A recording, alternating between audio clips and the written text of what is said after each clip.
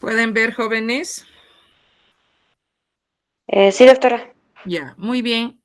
Ante todo, primero quiero pedirles disculpas. Esta tarde tuve algún problema, no sé, no podía enlazarme. Entonces, es por eso que suspendimos la clase, pero bueno, ya hemos solucionado el problema y aquí estamos para que no retrasarnos y avanzar el tema correspondiente. En una primera instancia, nosotros vamos a ver el tema relacionado con la señal y el ruido. ¿A qué se refiere nuestro tema? Cuando nosotros realizamos una medición, primero tenemos que ver que toda medida espectrofotométrica va a comprender 3 etapas. En la mayoría de los casos de ustedes ya hemos visto en la parte práctica cuando hacemos o realizamos una medición. Una primera etapa consiste en un ajuste al 100% de transmitancia, que nosotros lo realizamos un ajuste al 0 de absorbancia, no sé si ustedes recuerdan, pero que corresponde al 100% de transmitancia. Este ajuste lo realizamos utilizando un blanco que es el agua destilada, si ustedes recuerdan. La segunda etapa, podríamos decir, se refiere a la medida de la absorbancia. También debemos recordar, y con algunos grupos de práctica hemos visto esto, que hay la posibilidad o hay un ajuste que nosotros no lo hemos mencionado hasta el momento en algunos casos, que se refiere el ajuste al 0% de transmitancia. Este ajuste no lo hemos tomado en cuenta, no lo hemos realizado, porque es una responsabilidad del fabricante de realizar este ajuste el momento en que nosotros estamos haciendo la compra o estamos adquiriendo el equipo. Entonces, son en situaciones excepcionales que nosotros como operadores vamos a realizar un ajuste al 0% de transmitancia. Este ajuste, como les digo, ya está realizado, ya es una responsabilidad del fabricante el momento que nos vende el equipo. Pero nosotros recordemos que en todas nuestras lecturas, previa a la lectura de la muestra, previa a la medida de absorbancia o a la medida de porcentaje de transmitancia, nosotros debemos realizar el ajuste al 0 de absorbancia si estamos trabajando en absorbancia o el ajuste al 100% de transmitancia si nosotros estamos trabajando en porcentaje de transmitancia. Ahora, cuando hablamos de la medición, tenemos que tomar en cuenta una relación y esta relación se llama o consiste en la relación señal-ruido, que es un parámetro de calidad que sirve para describir la calidad de un método. Es decir, todo proceso de medición está compuesto por 2 elementos. En primer lugar, la información del analito, que es lo que nosotros buscamos y está representado por la letra S, y como denominador tenemos a un ruido minimizado. Un ruido minimizado que en este caso va a estar representado por la letra N mayúscula, como ustedes pueden ver. Entonces, esta medición está compuesta por esa relación señal-ruido. Nosotros no podemos trabajar únicamente con el ruido, ni tampoco podemos tomar solo la información proveniente del analito. Eso imposible, sino necesariamente tenemos que tomar en cuenta la relación señal-ruido, porque o sea, un equipo, por muy bueno, por muy fino, por un muy buen monocromador que tenga, etcétera, y sea muy moderno, nunca va a poder trabajar o va a poder proporcionarnos únicamente la información del analito. Siempre, siempre va a ir acompañado de un ruido muy minimizado, cada vez diríamos en una cantidad mínima, pero necesariamente presente. Y cuando hablamos del ruido, nos estamos refiriendo a variaciones aleatorias a la salida del instrumento debido no solo a las fluctuaciones eléctricas, sino también a otro tipo de variables, como ser la forma en el que el operador utiliza el instrumento, la posición de las cubetas en el haz luminoso, la temperatura que presenta la solución y también podríamos tomar en cuenta la salida de la fuente. O sea que no solamente nosotros asociamos el ruido, la presencia del ruido, cuando se presentan algunas variaciones eléctricas, cuando hay ciertas fluctuaciones que podríamos nosotros considerarlas como origen del ruido, sino que hay otras variables, la forma en que el operador va a manejar el equipo, la posición en la que se coloca la cubeta, la temperatura de la solución, la forma en que salga a partir de la fuente. Entonces, son situaciones que aparentemente podríamos no tomarlas en cuenta, que podrían ser desapercibidas, pero que son o constituyen el origen de estas variaciones aleatorias, estas variaciones incontrolables, estas variaciones molestas, diríamos, que escapan a cualquier tipo de control el momento en que nosotros estamos realizando una medición. Entonces, toda medición necesariamente, aparte de la información del analito, tendrá que considerar un porcentaje, una fracción que esté destinada al ruido. Este ruido cada vez será más minimizado, pero efectivamente estará presente. Bien, aquí tenemos un pequeño ejemplo o de una representación de lo que va a ser el ruido. En estos dos cuadros nosotros vamos a tener el efecto del ruido. ¿Alguien Yo está no con su entiendo ni mierda. micrófono? Revise, por favor. ¿Qué entiendes tú? Le vamos a escuchar qué entiendes tú. Ya. El efecto del ruido sobre la señal se puede representar a través de esta pequeña gráfica. En el primer caso vamos a ver una señal totalmente, una señal de corriente, obviamente, totalmente diminuta y que no, casi imperceptible. Y en el caso, a la derecha, nosotros podemos ver una representación de la misma señal de corriente, pero en ausencia del ruido, totalmente limpia, totalmente notoria y no como en el primer caso, totalmente, diríamos, enmascarada con lo que viene a ser el ruido. Luego vamos a ver cuáles son las fuentes del ruido dentro de lo que es el análisis instrumental. Los análisis químicos están afectados por los siguientes tipos de ruido. Vamos a tener o vamos a clasificar a los ruidos como el ruido químico, vamos a tener el ruido instrumental. A su vez, el ruido instrumental toma en cuenta tres casos que van a ser el primero, el ruido del disparo del detector. En segundo lugar, tenemos el ruido térmico o conocido también con el nombre de ruido de Johnson. Tenemos luego el ruido del parpadeo de la fuente y finalmente también tenemos que considerar el ruido ambiental. Entonces, como ustedes pueden ver, son distinto el origen de estas variaciones, de la presencia de este ruido, de estas variaciones aleatorias que no podemos llegar a controlar en un momento dado cuando estamos realizando la medición. Entonces, en primer lugar, vamos a referirnos a lo que es el ruido químico.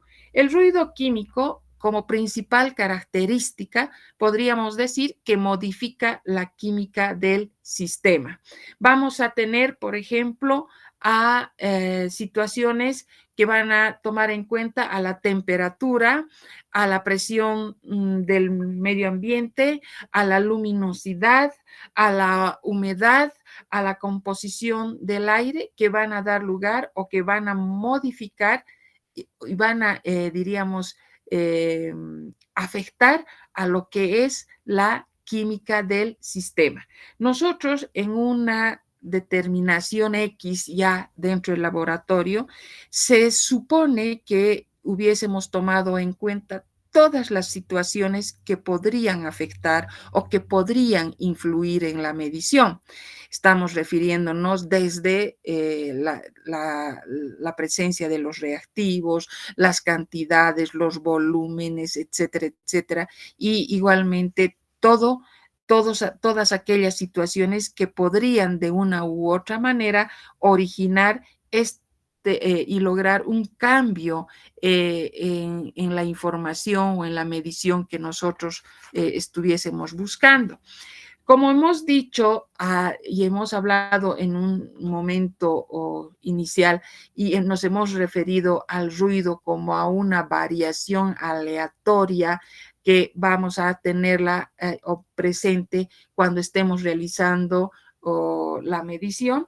Cuando nos referimos al ruido químico, hemos dicho básicamente que este ruido se origina cuando se modifica, cuando se altera, cuando se influye en la química del sistema. A ver, ¿qué podemos decir en este caso? Nosotros vamos a tener una reacción posiblemente donde vamos a tomar en cuenta, por ejemplo, que, a ver, ¿cómo podríamos explicar esto?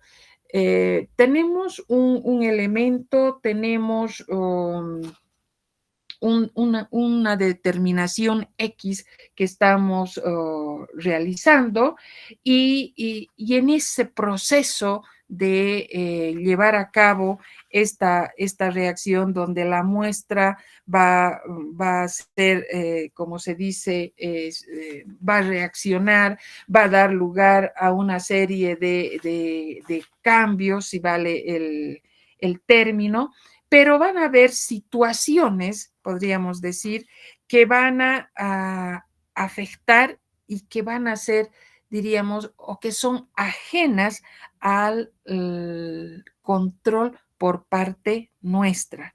Es decir, estas situaciones, estos aspectos, como por decirles, el control de la temperatura, el control de la presión, que podrían de alguna manera afectar, por ejemplo, la posición del equilibrio químico, las fluctuaciones debido a la humedad, van a originar, si vale el término, cambios a nivel de la muestra. Por decirles también la presencia de algunas vibraciones, cuando nosotros estamos hablando de algún tipo de sólido pulverizado, por ejemplo, igualmente se va a ver afectado. O también la posibilidad de modificar la intensidad de la luz en determinadas situaciones, por decirles, si estamos frente a materiales fotosensibles, igualmente se van a ver afectados. Ahora, por ejemplo, los vapores que se podrían presentar u originar en el laboratorio en un momento dado podrían interactuar con el reactivo o también podrían interactuar con la muestra. Un ejemplo también bastante simple que igual afectaría o modificaría a la química del sistema y que escaparía a nuestro control es la posibilidad de que el momento en que se lleve a cabo, se desarrolle la reacción, nosotros contaríamos, por ejemplo, con el humo de un cigarrillo proveniente de un fumador X que nunca nosotros habíamos considerado y ni habíamos tomado en cuenta. Todas estas situaciones que hemos mencionado anteriormente, como vuelvo a repetir, la humedad, la composición del aire, la temperatura del medio ambiente, todo eso va a influir, va a afectar. ¿A qué nivel? A nivel de la química del sistema. Es decir, es ahí donde se origina. Por eso decimos que es el ruido químico. Cuando nosotros nos referimos a aquellas variables y que escapan a nuestro control, cuando realizamos una medición, pero ¿dónde se han originado? ¿Dónde se han producido las modificaciones? A nivel de la muestra, a nivel de los reactivos. Por eso decimos modifica la química del sistema. Llegado el momento, todos estos parámetros en un momento dado van a afectar al equilibrio químico que nosotros estamos buscando. Esto cuando hablamos del ruido químico. Pero también tenemos que referirnos a lo que va a ser el ruido instrumental. El ruido instrumental, como su nombre dice, se refiere a los componentes propios del instrumento y también puede ser a los pasos que se llevan a cabo en la medición. Este ruido instrumental lo podemos clasificar o lo vamos a tipificar en tres casos. En primer lugar, vamos a tener el ruido térmico, conocido también como ruido de Johnson. Luego tenemos el ruido del disparo del detector. Y en tercer lugar, nosotros vamos a hablar del ruido del parpadeo de la fuente. Vamos a hablar en primer lugar entonces del ruido térmico, conocido también con el nombre de ruido de Johnson. También por las características que tiene, puede ser llamado, puede ser conocido como el ruido blanco.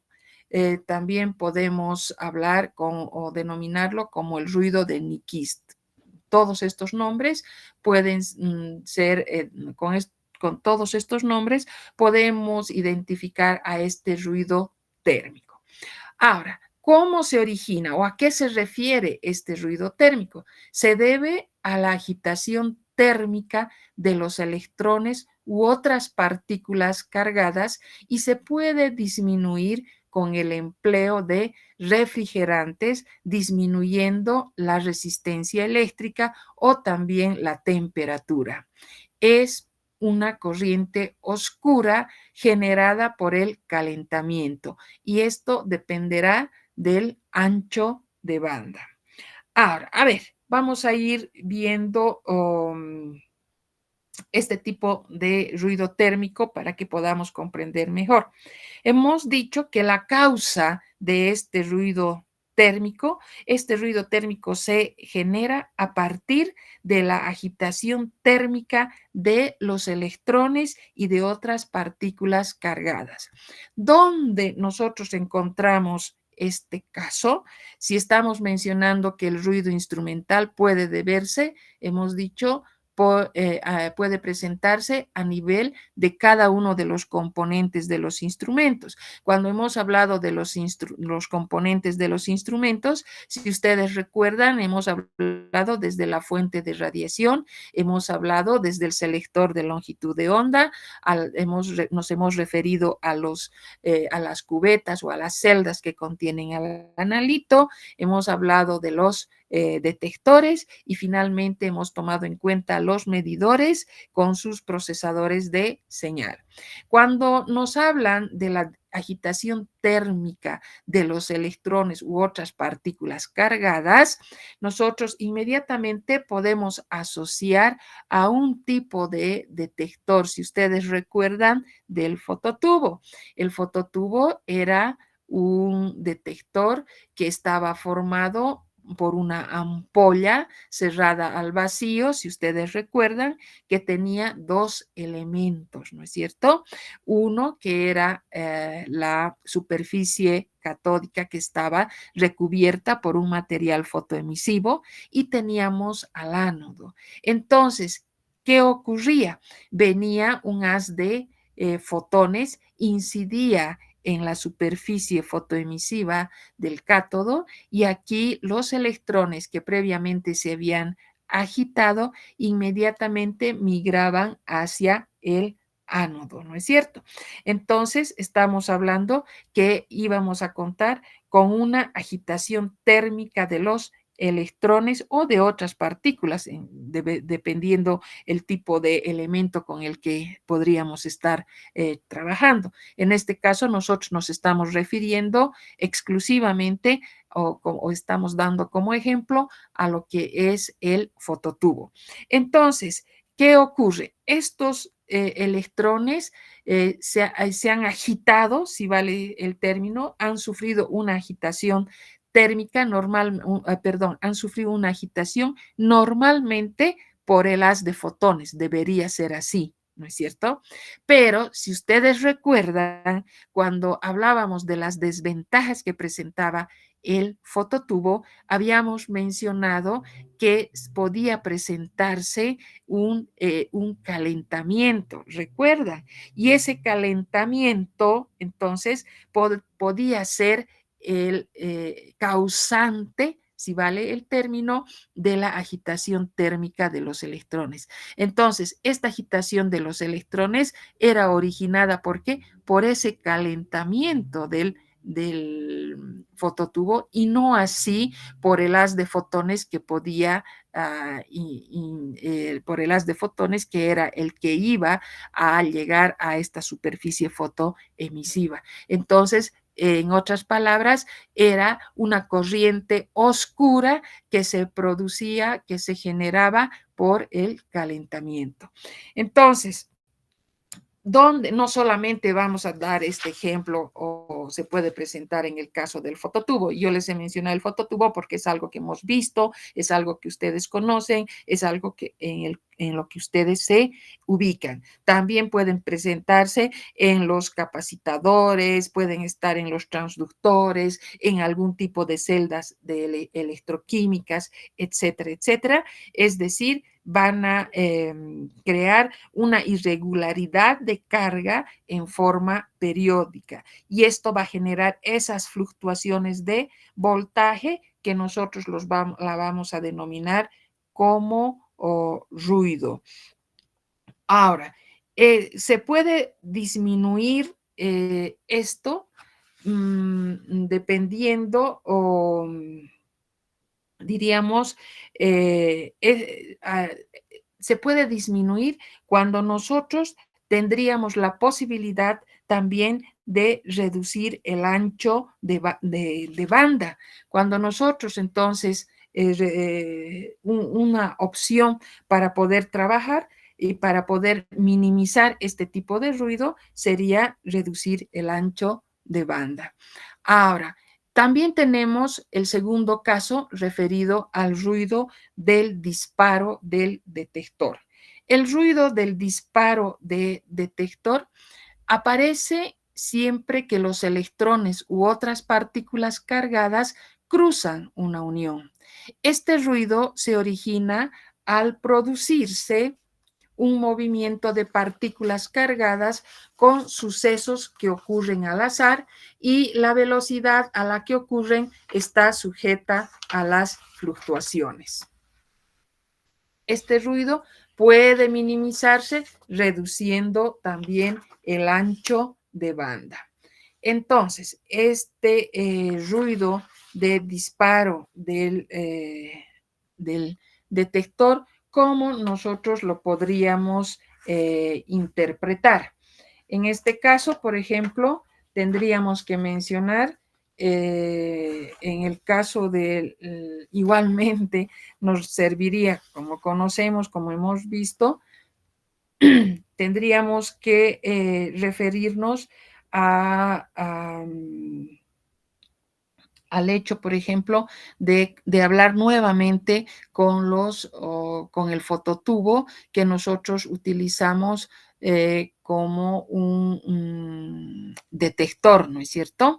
¿Qué ocurre? Ya conocemos su estructura, ya sabemos sus componentes, sabemos que está representado por podríamos decir, es una ampolla cerrada al vacío, en cuyo interior vamos a encontrar un ánodo y también vamos a encontrar un cátodo. Sabemos que este cátodo está recubierto por una serie de superficie, o sea, de un material fotoemisivo. Normalmente va cambiando, va variando. Eso es lo que hace que este elemento o este tipo de detector permanezca, como se dice, en vigencia, sea siempre tomado en cuenta. Y vamos a ver que esta ampolla que contiene a estos dos elementos se va a originar sabemos que se produce el efecto fotoeléctrico, diríamos, por el hecho de que el haz de fotones va a llegar y va a producir, va a generar que los electrones salgan, que se saquen a los electrones de la superficie fotoemisiva, y de esta manera, una vez que han zafado, han salido de esta superficie fotoemisiva, van a dirigirse hacia el ánodo y existiendo una diferencia de potencial entre el cátodo y el ánodo, se supone, ¿no es cierto? Y preguntamos entonces, esa salida que se va generando desde el cátodo al ánodo en todo momento, ¿será constante? Nos preguntamos. ¿O habrán momentos en los cuales haya una salida de electrones más rápida, se realice con mayor frecuencia, exista una mayor facilidad, mientras existan otros momentos donde hay mayor dificultad, tardan más, no salen en la cantidad que uno esperaría o que haya visto un momento anterior? Entonces, ¿qué es lo que ocurre? El aparato mide la cantidad, el flujo de electrones. Este ruido se va a originar al producirse ese movimiento de electrones o de alguna otra partícula también cargada, donde van a presentarse sucesos que se producen al azar, donde la velocidad a la que se lleven a cabo, a la que ocurra eh, ¿cómo podríamos decir? Esta salida de los electrones está sujeta a fluctuaciones. Entonces, en este caso, nosotros podríamos decir que la salida o entrada de los electrones o de los fotones va a ser aleatoria. Nosotros no sabemos en qué momento puede ser más rápida que en otros y tampoco tenemos la seguridad de que sea un flujo constante. Y un ejemplo también que podríamos mencionar al respecto es cuando nosotros estamos, por ejemplo, bajo un techo de calamina, la calamina es ondulada y se inicia un fenómeno de lluvia. La primera etapa, por ejemplo, que nosotros vamos a sentir, vamos a ir sintiendo el inicio de la lluvia, por ejemplo, va a hacer que vayamos sintiendo la caída de una gota, la otra gota, es decir, gota a gota va iniciándose la lluvia, va a ir aumentando, va a ir incrementándose el ruido, pero en un inicio nosotros hemos tenido la capacidad de ir diferenciando gota por gota, cada vez se acelera, cada vez aumenta más, hasta que llegamos a una lluvia fuerte, llegamos, por decirles, a un, ¿cómo se dice?, a un chaparrón, una cosa fuerte, así, una tempestad, donde nosotros ya no logramos diferenciar la llegada de las gotas, sino es un ruido total, es un ruido fuerte que no podemos diferenciar de ninguna manera. Entonces, este es un ejemplo de lo que se conoce con el segundo caso en el ruido instrumental, conocido como el ruido de disparo del detector. Ahora, luego vamos a tener el tercer caso, que se conoce con el ruido del parpadeo de la fuente. Vuelvo a repetirles que el ruido instrumental puede originarse de dos maneras. El primero es a nivel de cada uno de los componentes de los instrumentos. Como hemos visto los dos anteriores, generalmente hemos tomado en cuenta al detector. En este caso, también de ruido instrumental, podremos mencionar como origen la fuente de radiación. Por eso se conoce con el ruido del parpadeo de la fuente. El ruido del parpadeo de la fuente se presenta cuando en la fuente de radiación aparecen pequeñas variaciones de intensidad o de potencia. Este ruido se puede corregir o se puede disminuir empleando resistencias de filamento enrollado. A ver, ¿cómo podemos explicar este tipo de ruidos? ¿Cómo se origina? Podemos pensar en un foco que se enciende debido a la presencia de una corriente eléctrica.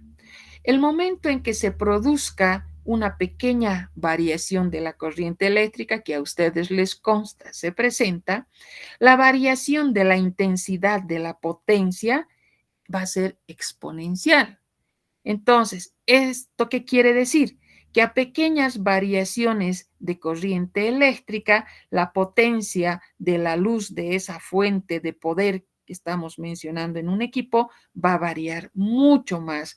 Por mucho que nosotros tengamos el cuidado de emplear estabilizadores, tengamos que utilizar reguladores, tengamos que utilizar transformadores, tengamos que contar con equipos de doble haz, en el fondo podemos decir que la intensidad no es constante. Entonces, siempre va a estar en función de aumentar o disminuir a pesar de que nosotros como operadores no vamos a percibir en una primera instancia, pero por la sensibilidad que tiene el instrumento, sí lo va a hacer. Y a esto es a lo que nosotros denominamos o conocemos como el ruido del parpadeo de la fuente.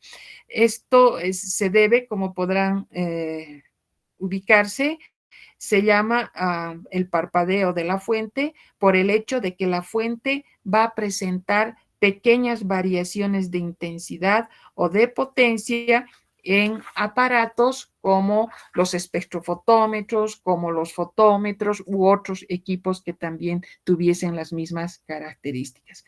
Este ruido del parpadeo de la fuente se caracteriza por su calor inversamente proporcional a la frecuencia de la señal y que se observa. Las causas, como hemos dicho, no están bien comprendidas de estas variaciones y su presencia se reconoce por la gran diferencia que existe con la frecuencia. El ruido del parpadeo de la fuente se puede minimizar, tal vez se pueda corregir en algo cuando en la construcción en la construcción del equipo se emplee resistencias de filamento enrollado en lugar de utilizar aquellas que están o que son de naturaleza de carbón, son construidas en base al carbón. Finalmente, nosotros tenemos que hablar de un ruido ambiental. El ruido ambiental nosotros lo definimos como aquellas señales que no son deseadas tampoco, que se producen fuera de la muestra, es decir, no se originan en el sistema, como en el caso del ruido químico, y tampoco se originan a nivel del instrumento, sino constituyen una mezcla de diferentes tipos de ruido que se originan, que provienen del entorno. Este ruido se puede mejorar, no tampoco podemos, como se dice, eliminarlo con el uso de un hardware, desarrollando un instrumento que sea mucho más aislado, un instrumento donde por la presencia de otros elementos adicionales, por ejemplo, no pueda ser influenciados por una serie de elementos, de fuentes generadoras de energía. Entonces, este ruido ambiental que acabamos de decir, se tratan también de señales no deseadas que se producen fuera de la muestra, fuera del instrumento, por eso se lo denomina como ruido ambiental, y estas señales van a variar el entorno de la medición del instrumento. Y hemos dicho que se puede aislar, se puede, diríamos, controlar un poco a través de programas donde se logre aislar al instrumento con la presencia de filtros, con la presencia de estabilizadores o la presencia de programas informáticos que tengan la posibilidad de realizar análisis estadísticos y nos proporcionen una mejor medición o que se tome en cuenta, por ejemplo, la media para evitar, diríamos, muchas variaciones. En resumen, podríamos decir que este ruido ambiental tiene su origen en una mezcla de distintos tipos de ruidos procedentes del entorno. Estos ruidos están formados por todo lo que puede presentarse alrededor de cada conductor de un instrumento, que la presencia de antenas que son capaces de captar radiación electromagnética que van a originar una señal eléctrica. Luego tenemos numerosas fuentes de radiación electromagnética en el ambiente, incluidas las líneas de energía eléctrica, las estaciones de radio, las estaciones de televisión, los sistemas de ignición de motores. También podemos hablar inclusive a las gasolineras. Muchas veces el ruido está causado por anchos de banda estrechos. Este ruido va a aparecer como un parpadeo de las fuentes no completamente conocidas. Entonces, todo lo que podría influir externamente van a dar lugar a situaciones de influir en la información que vayamos a tener. Y para este tipo de ruido ambiental es que la única medida que va a reducir, que va a disminuir, es la posibilidad de ir aislando con una serie de elementos, creando una serie de programas informáticos que minimicen esta situación. De todas maneras, no podemos garantizar que en un momento dado puedan anularse completamente. Aún con todo el avance que existe de la informática, con todo el avance que tiene la electrónica, no podemos garantizar que el ruido de distinto origen pueda desaparecer. Sí hay la tendencia a minimizar cada vez aún más, pero de poder decir que se ha anulado y que simplemente en una medición contemos con la información del analito, no se da eso. Bien, entonces con esto nosotros hemos terminado este tema relacionado, es un tema corto, relacionado con lo que es el ruido ambiental. Y que tiene también la posibilidad de que esté formado por el ruido, hemos dicho químico, el ruido instrumental. Y ahora vamos a revisar un tema bastante corto también relacionado con lo que es ¿qué se llama? Vamos a ver otro temita que va a ser corto, que nos va a permitir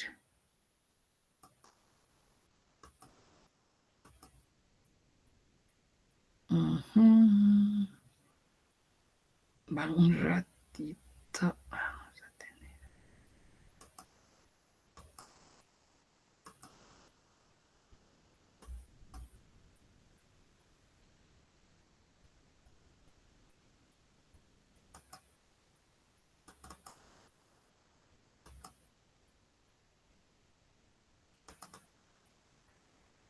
¿Pueden ver, jóvenes?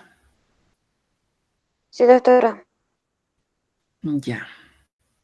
Entonces ahora nos vamos a referir a lo que es la aplicación de las mediciones de absorción en la espectroscopía ultravioleta y visible.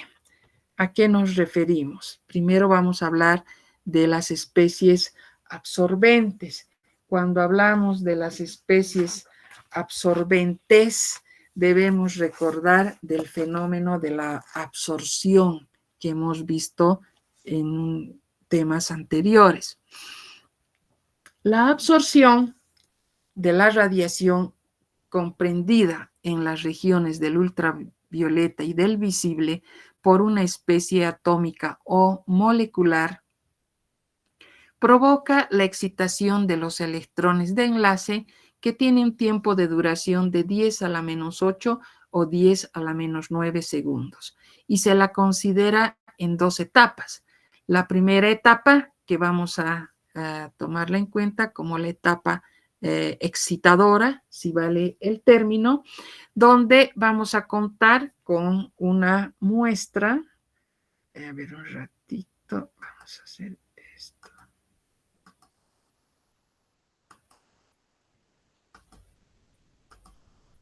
Bien, tenemos a la muestra que va a interactuar con la radiación electromagnética. Su manifestación más simple, más común, va a ser la luz y como consecuencia nos va a dar una muestra excitada. Esa es la primera etapa que nosotros podemos manifestar.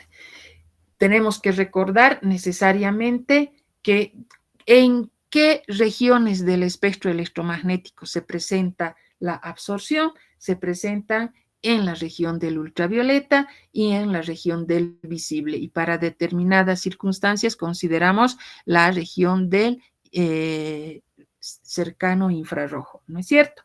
Entonces, este fenómeno de la absorción, tanto de átomos como de moléculas. Y es a través de este fenómeno de absorción nosotros podemos realizar un análisis cuantitativo.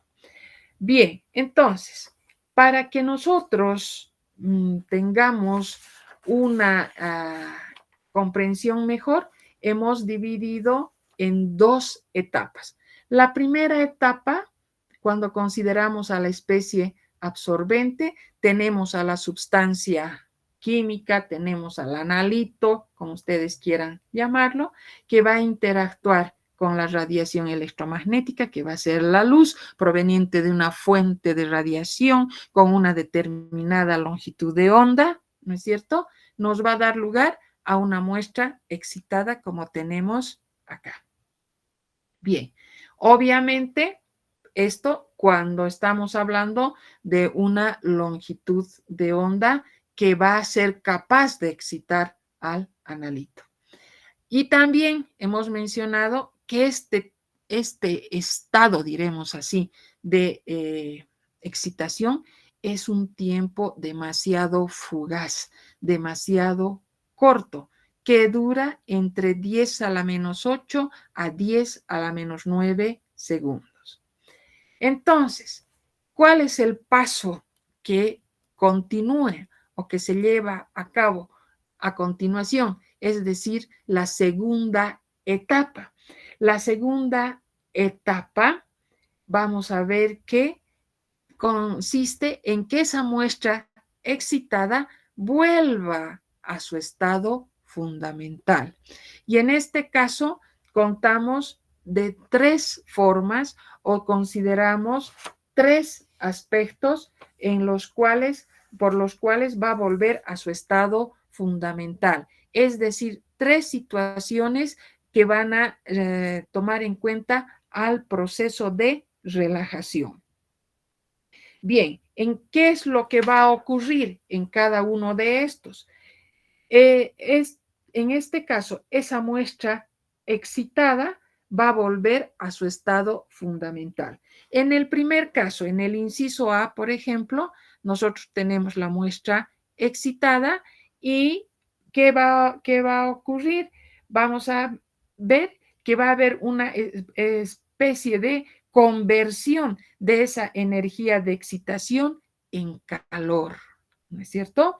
Entonces, de esta manera, en esta reacción nos va a demostrar eso. La muestra excitada va a volver a su estado fundamental, a su estado elemental, pero va a considerarse el desprendimiento de calor.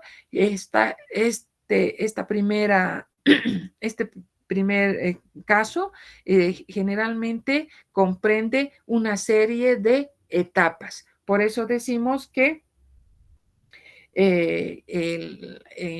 la primera situación para considerar el proceso de relajación va a ser que la muestra vuelva a su estado inicial y que esa cantidad que daba lugar, que estaba en exceso y que originaba una muestra excitada, se iba a manifestar bajo la forma de calor. Ahí teníamos la energía de excitación que se transformaba en calor.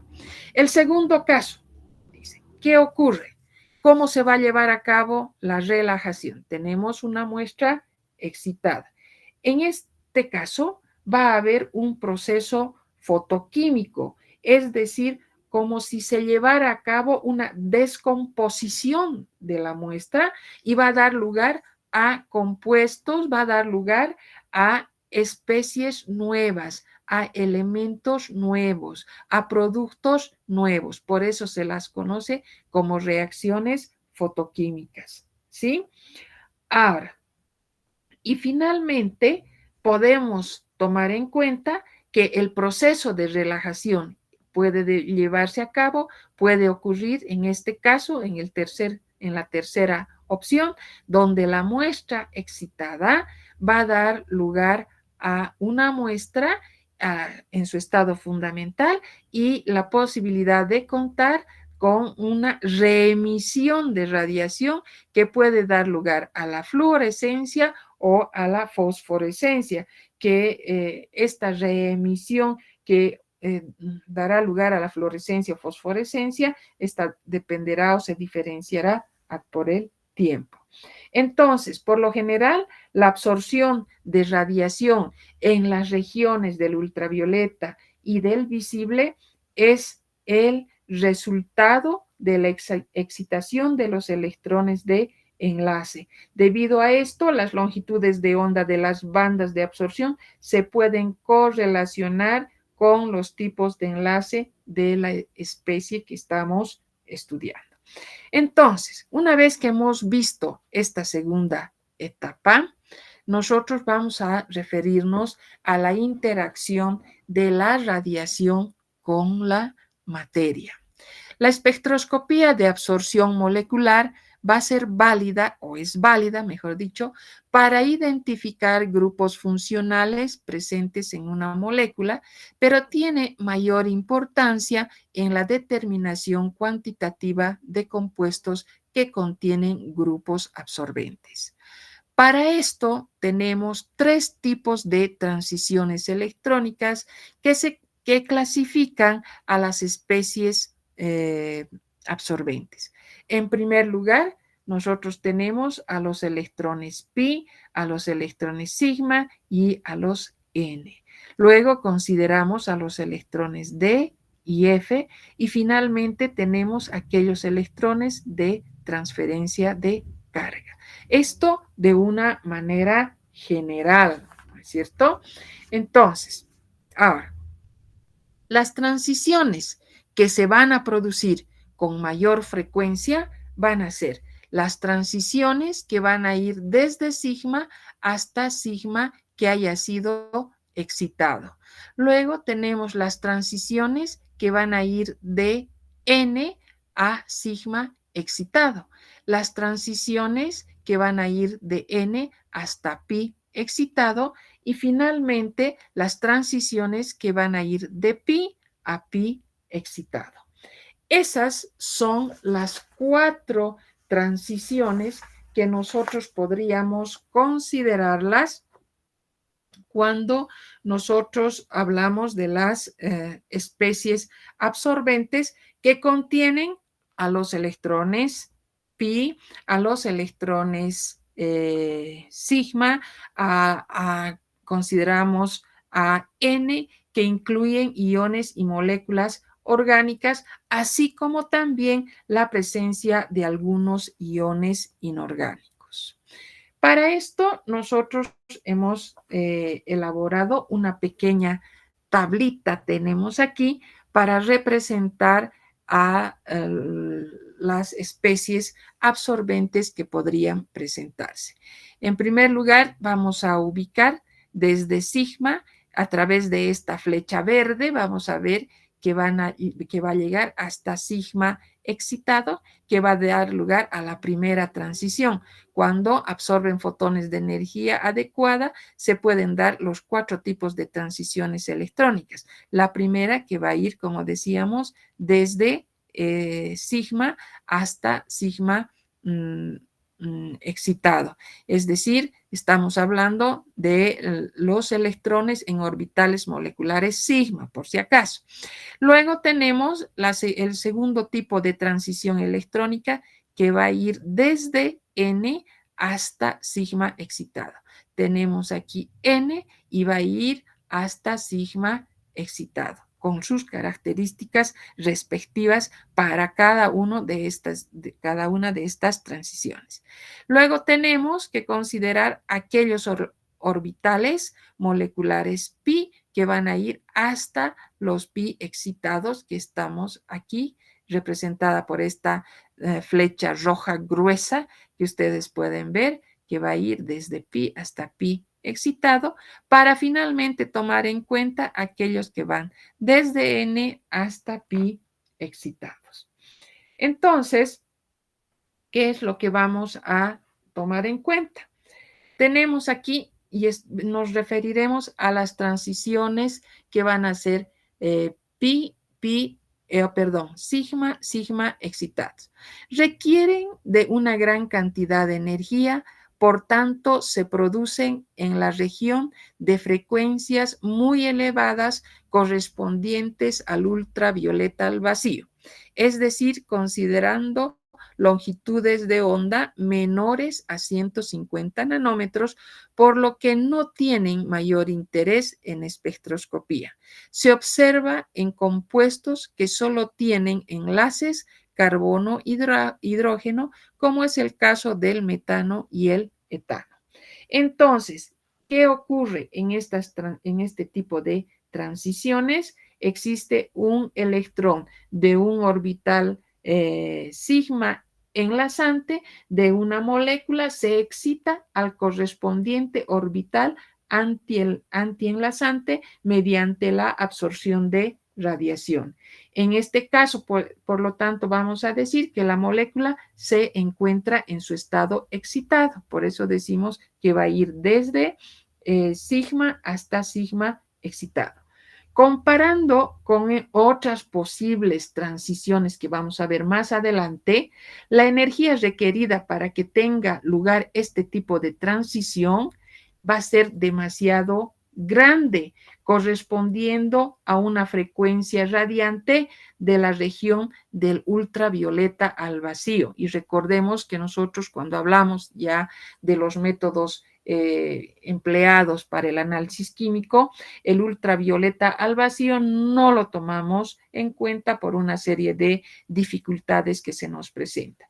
Debido a estas complicaciones, diremos así, experimentales y el hecho de trabajar en el vacío, este tipo de absorción va a ser muy limitado y podríamos nosotros inclusive descartarlo.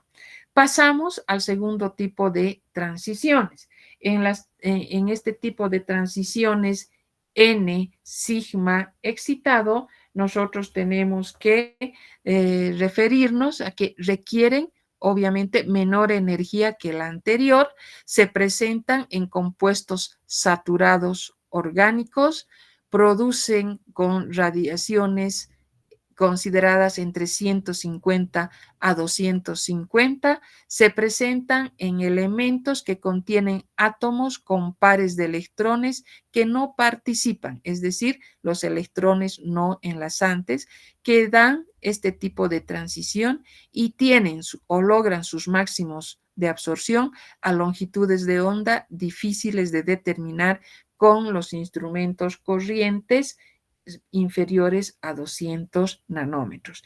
Este segundo tipo de transición que toma en cuenta los componentes o a los distintos compuestos que son saturados, vamos a decir que los máximos de absorción para este tipo de transiciones se van a ir desplazando hacia longitudes de onda cada vez más cortas, además en presencia de disolventes polares, como va a ser el etanol, como va a ser el agua.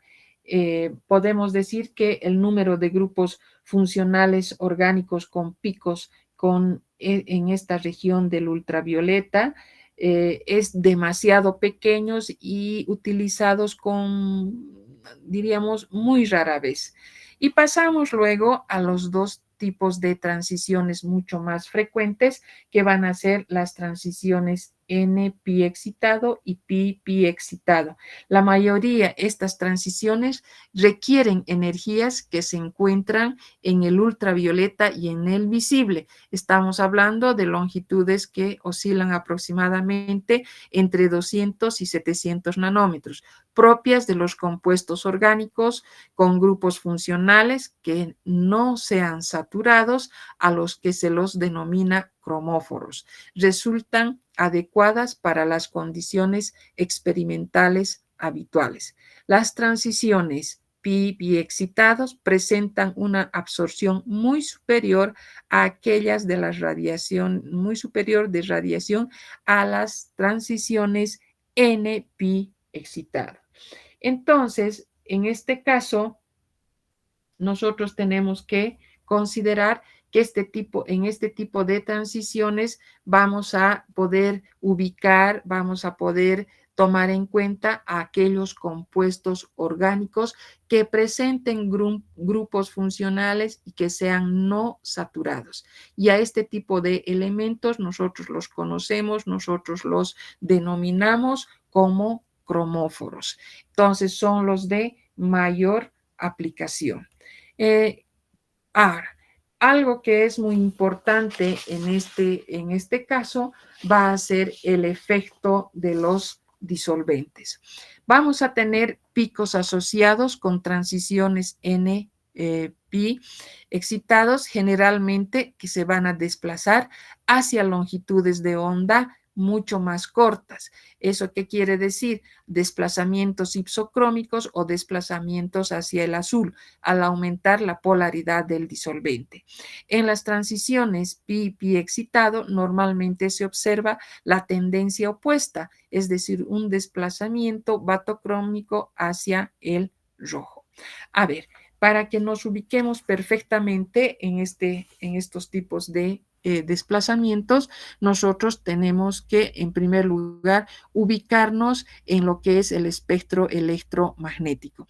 El espectro electromagnético, si ustedes recuerdan, tomamos en cuenta regiones desde los rayos gamma, luego pasamos a los rayos X, pasamos al ultravioleta, pasamos a la región del visible, luego al infrarrojo, pasamos a las ondas de radio, a las microondas, ondas de radio, ¿no es cierto? ¿Qué nos interesa? Las zonas que son de interés para nosotros van a ser, hemos dicho, el ultravioleta y el visible, y para determinadas circunstancias tomamos una pequeña fracción del infrarrojo. ¿Está claro hasta ahí? Entonces, ¿qué es lo que ocurre? Cuando nosotros hablamos del efecto del disolvente, en otras palabras, de la polaridad del disolvente, como hemos hablado en un inicio, vamos a ver que los picos asociados con las transiciones N-pi generalmente se desplazan hacia longitudes de onda más cortas, cuando nosotros estamos hablando de los disolventes más polares. ¿Esto qué quiere decir? Ubicados ya en el espectro electromagnético, van a tener un desplazamiento que va a ir hacia la izquierda, es decir, va a ir hacia regiones próximas al ultravioleta y, y estas regiones sabemos que son todavía mucho más energéticas, tienen una mayor frecuencia, pero tienen una disminución de o sea, tienen una menor longitud de onda, porque la longitud de onda va a ir en sentido creciente hacia la derecha. Por eso decimos, cuando aumenta la polaridad del disolvente, va a haber un desplazamiento ipsocrómico o hacia el azul. Otra forma de que ustedes se ubiquen es cuando descomponen un haz de luz del visible, tenemos que ubicarnos en los distintos colores del espectro y cada color está representado por una longitud de onda y sabemos que el azul va a tener una menor longitud de onda que las que vienen a continuación o del amarillo, el naranja, hacia el roja. Entonces, en el caso de las transiciones pi-pi excitados, normalmente se observa una tendencia opuesta, es decir, los desplazamientos van a ir en sentido contrario, es decir, van a ir hacia longitudes de onda mayores, hacia el rojo, y a esto se conoce como el desplazamiento batocrómico o el efecto batocrómico. Ahora, los cromóforos orgánicos más comunes van a ser los alquenos, los alquinos, los grupos carbonilo, carboxilo, amido, azo, nitro, nitroso, nitrato. Necesariamente cuando definíamos a los cromóforos, hemos dicho que tienen que ser grupos no saturados, que son alquenos, alquinos y además que van a tener una característica de que estos puedan actuar en la región van a ser activos en qué regiones, vamos a hablar de la región del visible propiamente. Entonces, cuando nosotros estamos refiriéndonos a otro término que va a ser el auxocromo es un grupo funcional que va a estar formado por oxidrilos, por grupos aminos, grupos por el cloro, que no absorbe en el ultravioleta, pero puede desplazar los picos del cromóforo presente hacia longitudes de onda más largas, es decir, hacia el rojo. Por eso decimos desplazamientos batocrómicos.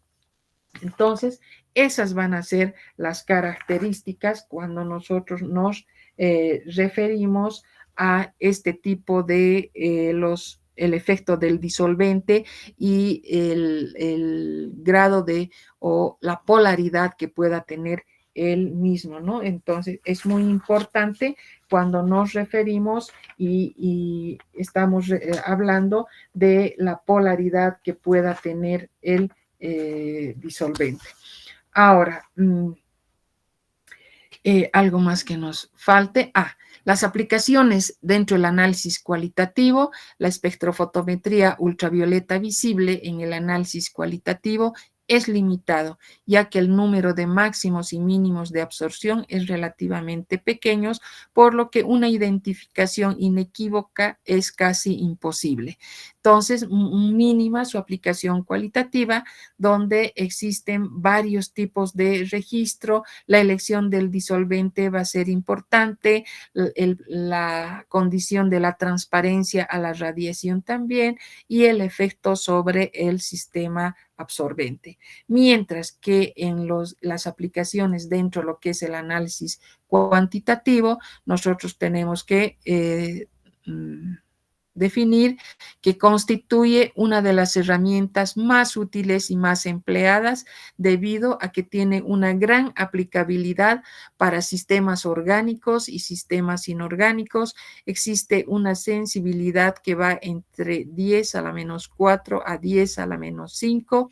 Hay una selectividad de moderada a alta. Existe una buena precisión. La adquisición de datos es fácil y adecuada y las medidas de absorbancia espectrofotométrica se hacen a una longitud de onda correspondiente al pico de absorción.